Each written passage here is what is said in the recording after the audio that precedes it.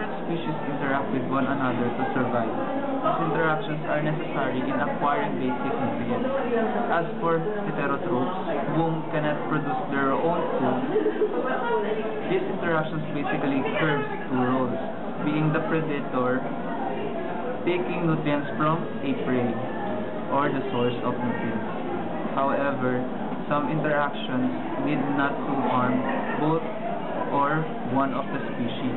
Some may help each other, mutually supporting each other's welfare. In this documentary, these different interactions will be shown. Be amazed by the unusual behaviors of the animal kingdom. Species interactions can be classified based on their effects on the organisms involved. If the two species mutually benefit from each other, the interaction is positive, therefore the relationship is termed as mutualism. When one organism provides the condition that is necessary for the welfare of the another, but doesn't affect its own well-being, the relationship is termed as commensalism. Relationships in which one benefits at the expense of the another includes parasitism and predation. Predation occurs when one organism feeds on another, typically killing the prey. In parasitism, an organism feeds on the another but doesn't kill it outright. The host and the parasite lives together for some time. The host typically survives, but its fitness is reduced.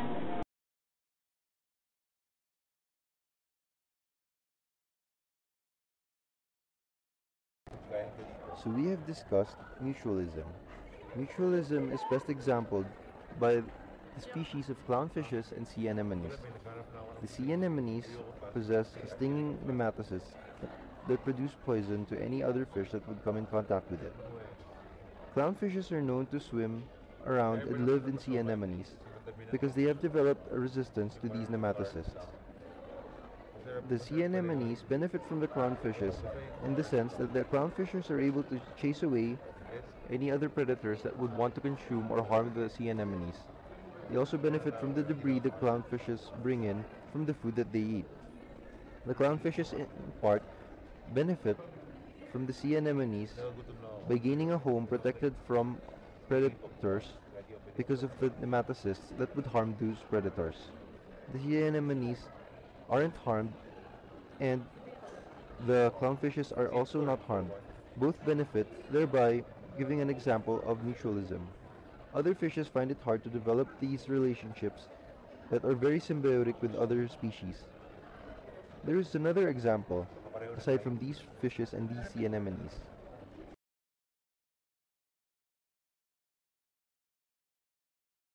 Mutualism is also exhibited by the relationship of this dragon eel and cleaner shrimp. You'll notice that the dragon eel will allow the shrimp to approach it and pick scraps of food from its mouth. The shrimp, in turn, would get a free meal out of it and safe passage, as the dragon eel does not prey on the shrimp. The dragon eel benefits by having its mouth cleaned, as the scraps of food could become toxic and poison the eel. This sort of symbiotic relationship is also exhibited by other species, not just limited to the aquatic environments. Crocodiles would allow wrens to pick off scraps of food left in its teeth, the same manner that the shrimp would pick off the food and the eel. Also, carabaos and birds. The birds would pick off the ticks, getting a free meal off the carabaos' backs, and the carabaos aren't plagued by the ticks that parasitize from it.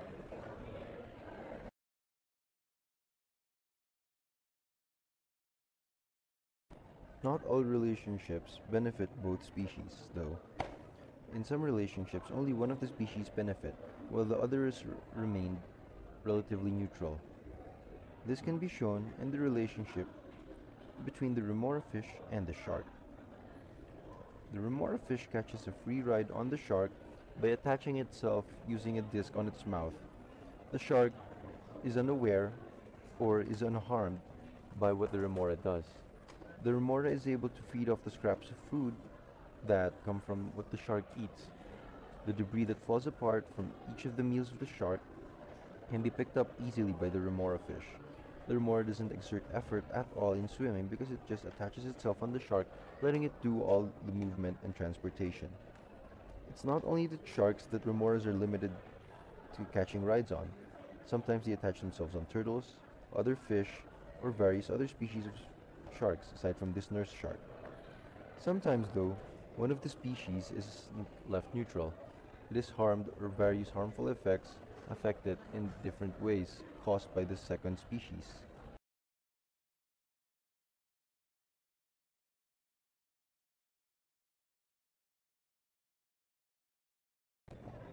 This is now what we call parasitism. Parasitism can be shown by this lamprey feeding on this paddlefish. The spoonbill paddlefish just swims about while the lamprey would attach itself to it, feeding off its blood, gaining nutrients from it. Lampreys are one of the first vertebrates. They have already developed gills so they can breathe and eyes so they can see. But the most important adaptation that they have developed is their mouth. Their mouth is lined with a set of teeth that can rasp into its prey and never let go. The tongue also has teeth, enabling it to rasp for flesh and suck out more blood and nutrients from its host species. The lamprey would be swimming around, floating and finding a host until it finally sees one. And when it attaches itself to the paddlefish, it won't kill the paddlefish, but sucking out the nutrients would weaken the paddlefish and leave out various wounds and scars. These scars never go away, and the lamprey would selectively just attach itself to another paddlefish once it's done. This is an example of ectoparasitism. Endoparasitism would be in the case of flatworms and other nematodes that would be residing inside the stomach of the host species. In this case, the paddlefish does not die but is severely harmed. Although there's another form in which one benefits and the other doesn't, but it takes the life of the second species. This other form would be called predation. We'll witness predation here as the octopus swims in an attempt to catch its prey. As the octopus swims, once it catches its prey, it'll then eat it and devour it. This is predation, when one species loses a life because another species has taken it for nutrients. After it catches its prey, the octopus will then swim to a safe place to avoid becoming prey itself. Preferably, it would want to be the predator. It also has camouflage to help it protect itself.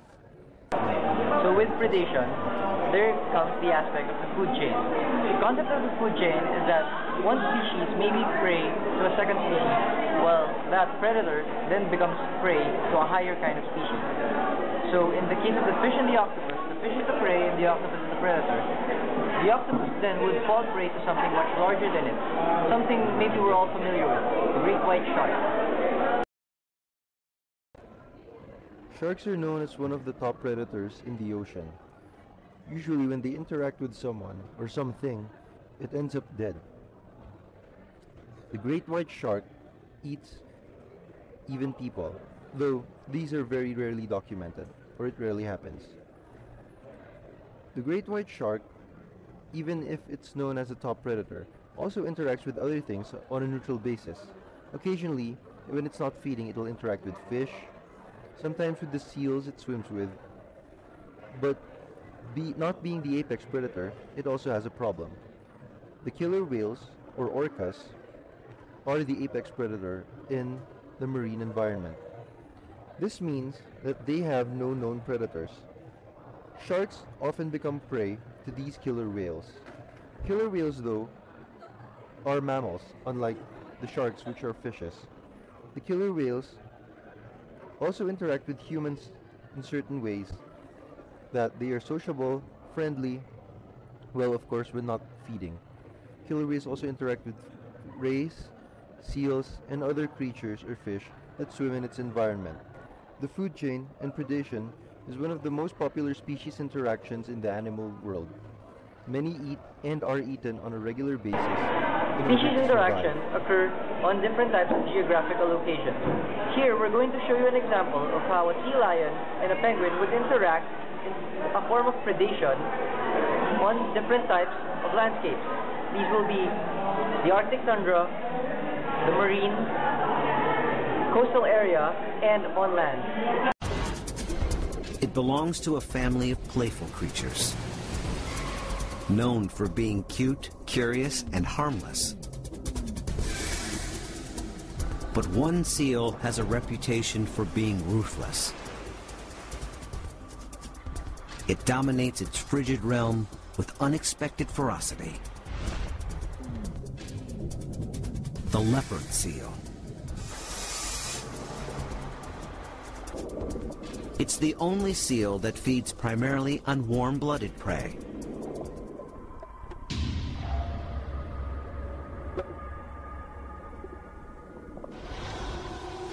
It hunts as far north as the coasts of South America, Africa, and Australia.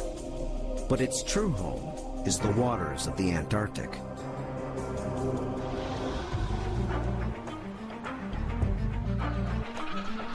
Penguins are one of its favorite meals. When plentiful, they make up over 80% of its diet.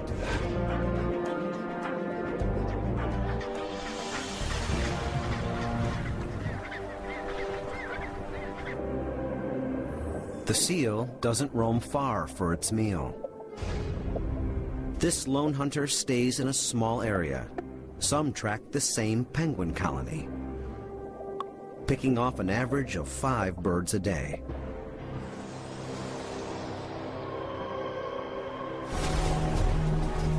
Penguins find sanctuary on the ice floes. But they're also hunters and must eventually enter the water to catch fish. The seal can afford to be patient.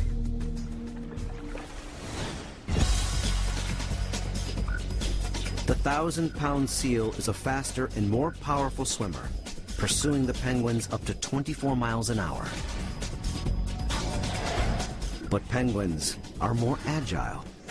They make quick 180-degree turns and work in groups to cause confusion. Penguins, unable to outmaneuver the seal, face its deadly jaws. Inch-long canine teeth puncture flesh, helping to shred and tear the penguin apart.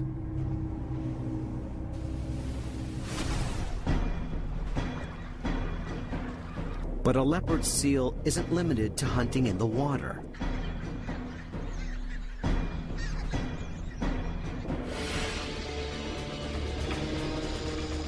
It climbs onto the ice and corners its quarry. A penguin trapped in uneven snow makes an easy target. But even now, it has one last trick. It plays dead to avoid further gouging. When the seal releases its hold to get a better grip, the bird makes a quick escape. But the leopard seal's surprise attacks often have a different outcome.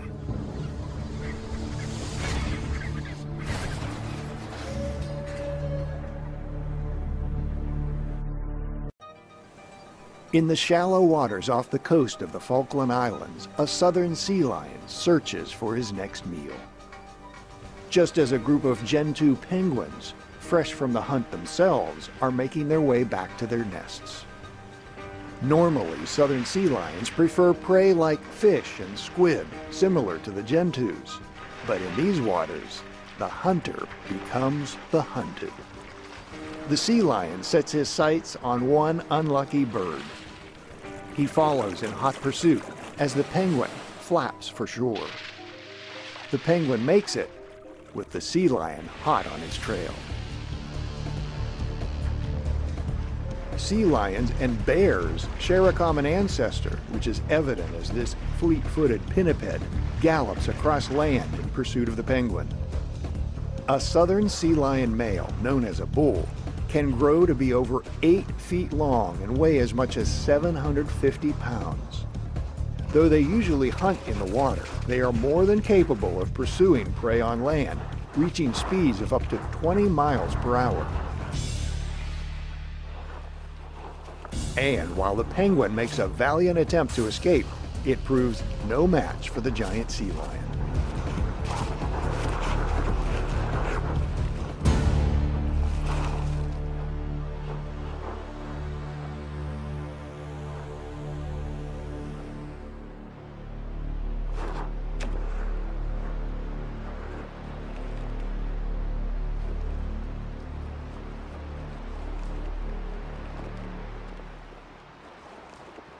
After killing the bird, the sea lion returns to the water to eat his meal.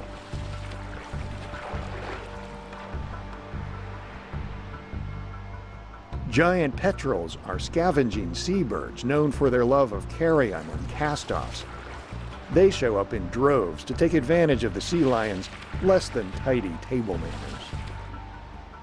While the penguin met an undignified end, for the sea lion and petrels, this hunt has been a great success. As you have seen, different types of interactions occur on the environment depending on the effect given by each species to one another. Interactions of a species affect the survivability of another species, simultaneously affecting the others. This dynamics is observed from mortality and fecundity rates of the population. However, interaction rates between two species in two different populations may vary because of phenotypic variation. The result is shown in the species relative fitness. If not fit enough, the process of natural selection takes place.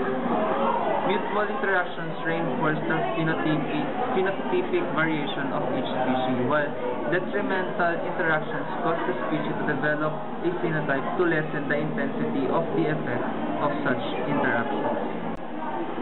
Distribution and diffusion of species expands its range of interactions, resulting in the selective process and pressures of adaptation.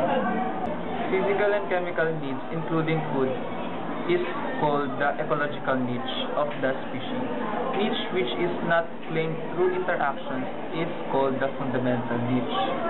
Interactions may limit or expand the fundamental niche of the species depending on the type of interaction it has. Reproductive isolation may result to phenotypic divergence to better adapt the species for better survivability rates.